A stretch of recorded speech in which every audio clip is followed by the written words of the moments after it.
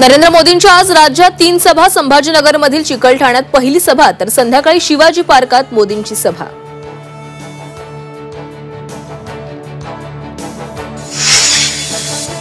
उद्धव ठाकरेंची संभाजीनगरमध्ये संध्याकाळी सभा तर राज ठाकरेंची तोफ बीडमधील गेवराईत धडाडणार तर शरद पवार आणि मल्लिकार्जुन खरगेंची पुण्यात होणार सभा।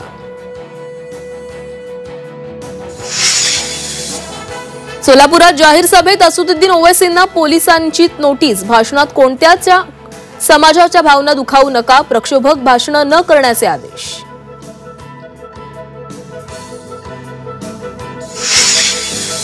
आजारपणाच्या काळात उद्धव ठाकरेंनी नगरसेवक फोडले। अमित ठाकरेंचा उद्धव ठाकरेंवर निशाणा। नगरसेवक फोडाफोडीपासून संवाद संपल्याचीही दिली माहिती।